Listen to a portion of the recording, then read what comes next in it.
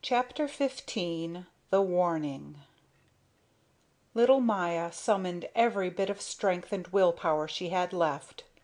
Like a bullet shot from the muzzle of a gun bees can fly faster than most insects she darted through the purpling dawn in a lightning bee-line for the woods, where she knew she would be safe for the moment, and could hide herself away should the hornet regret having let her go and follow in pursuit. Gossamer veils hung everywhere over the level country, big drops fell from the trees on the dry leaves carpeting the ground, and the cold in the woods threatened to paralyze little Maya's wings. No ray of the dawn had as yet found its way between the trees. The air was as hushed as if the sun had forgotten the earth, and all creatures had laid themselves to eternal rest. Maya, therefore, flew high up in the air. Only one thing mattered: to get back as quickly as strength and wits permitted to her hive, her people, her endangered home. She must warn her people. They must prepare against the attack which the terrible brigands had planned for that very morning.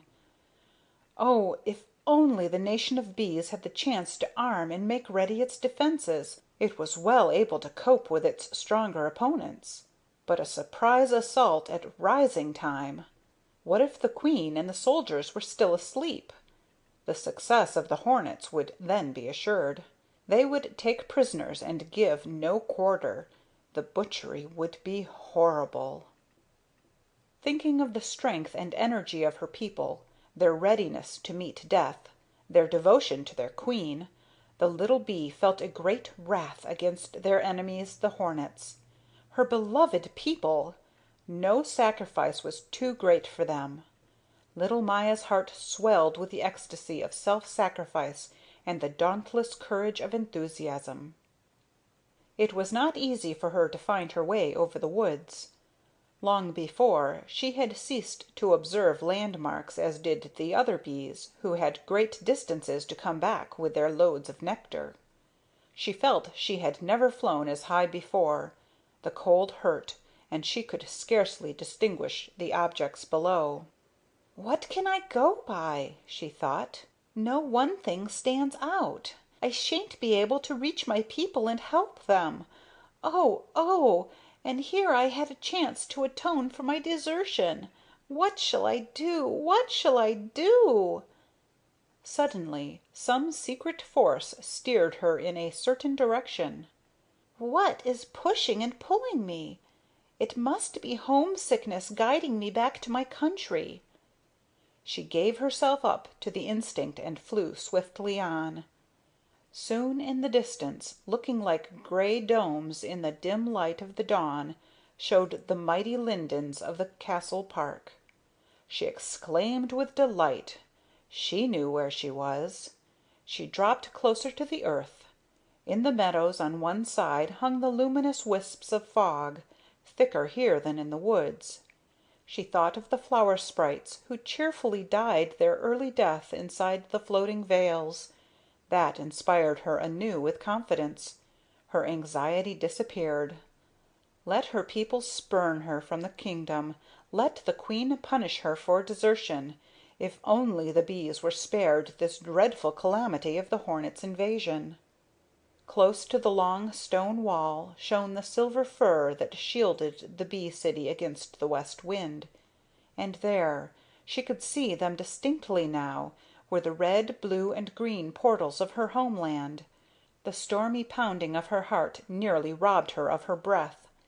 But on she flew toward the red entrance which led to her people and her queen. On the flying board 2 sentinels blocked the entrance and laid hands upon her. Maya was too breathless to utter a syllable, and the sentinels threatened to kill her. For a bee to force its way into a strange city without the queen's consent is a capital offense. "Stand back!" cried one sentinel, thrusting her roughly away. "What's the matter with you? If you don't leave this instant you'll die. Did you ever?" He turned to the other sentinel. "Have you ever seen the like? And before daytime, too!" Now Maya pronounced the password by which all the bees knew one another. The sentinels instantly released her. "What? they cried. "You are one of us, and we don't know you." "Let me get to the queen," groaned the little bee. "Right away! Quick! We are in terrible danger!" The sentinels still hesitated. They couldn't grasp the situation. "The queen may not be awakened before sunrise," said the one. "Then," Maya screamed, her voice rising to a passionate yell such as the sentinels had probably never heard from a bee before, "then the queen will never wake up alive! Death is following at my heels. Take me to the queen! Take me to the queen, I say!" Her voice was so wild and wrathful that the sentinels were frightened and obeyed. The three hurried together through the warm, well-known streets and corridors. Maya recognized everything, and for all her excitement and the tremendous need for haste, her heart quivered with sweet melancholy at the sight of the dear familiar scenes. "I am at home," she stammered with pale lips. In the queen's reception room she almost broke down. One of the sentinels supported her while the other hurried with the unusual message into the private chambers. Both of them now realized that something momentous was taking place, and the messenger ran as fast as his legs could carry him. The first wax generators were already up. Here and there a little head thrust itself out curiously from the openings. The news of the incident traveled quickly. Two officers emerged from the private chambers. Maya recognized them instantly. In solemn silence, without a word to her, they took their posts, one on each side of the doorway. The queen would soon appear.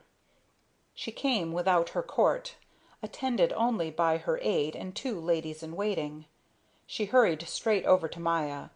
When she saw what a state the child was in, the severe expression on her face relaxed a little. "You have come with an important message. Who are you?" Maya could not speak at once. Finally she managed to frame two words. "The hornets!" The queen turned pale, but her composure was unshaken, and Maya was somewhat calmed. "Almighty Queen," she cried, "forgive me for not respecting the duties I owe your Majesty. Later I will tell you everything I have done. I repent. With my whole heart I repent. Just a little while ago, as by a miracle, I escaped from the fortress of the hornets, and the last I heard was that they were planning to attack and plunder our kingdom at dawn."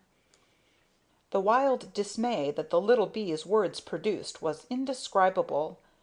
The ladies in waiting set up a loud wail. The officers at the door turned pale and made as if to dash off and sound the alarm. The aide said, "Good God!" and wheeled completely round, because he wanted to see on all sides at once. As for the queen, it was really extraordinary to see with what composure, what resourcefulness she received the dreadful news. She drew herself up, and there was something in her attitude that both intimidated and inspired endless confidence. Little Maya was awed. Never, she felt, had she witnessed anything so superior. It was like a great, magnificent event in itself. The queen beckoned the officers to her side and uttered a few rapid sentences aloud. At the end Maya heard: "I give you 1 minute for the execution of my orders. A fraction of a second longer, and it will cost you your heads." But the officers scarcely looked as if they needed this incentive. In less time than it takes to tell, they were gone. Their instant readiness was a joy to behold. "Oh, my queen!" said Maya. The queen inclined her head to the little bee, who once again for a brief moment saw her monarch's countenance beam upon her gently, lovingly. "You have our thanks," she said. "You have saved us. No matter what your previous conduct may have been, you have made up for it 1,000-fold. But go, rest now, little girl. You look very miserable, and your hands are trembling." "I should like to die for you," Maya stammered, quivering. "Don't worry about us," replied the queen. "Among the thousands inhabiting this city, there is not one who would hesitate a moment to sacrifice his life for me and for the welfare of the country. You can go to sleep peacefully." She bent over and kissed the little bee on her forehead. Then she beckoned to the ladies in waiting and bade them see to Maya's rest and comfort. Maya stirred in the depths of her being, allowed herself to be led away. After this, life had nothing lovelier to offer. As in a dream she heard the loud, clear signals in the distance, saw the high dignitaries of state assemble around the royal chambers, heard a dull, far-echoing drone that shook the hive from roof to foundation. "The soldiers! Our soldiers!" whispered the ladies in waiting at her side. The last thing Maya heard in the little room where her companions put her to bed was the tramp of soldiers marching past her door, and commands shouted in a blithe, resolute, ringing voice. Into her dreams, echoing as from a great distance, she carried the ancient song of the soldier bees: "Sunlight, sunlight, golden sheen, by your glow our lives are lighted. Bless our labors, bless our queen, let us always be united."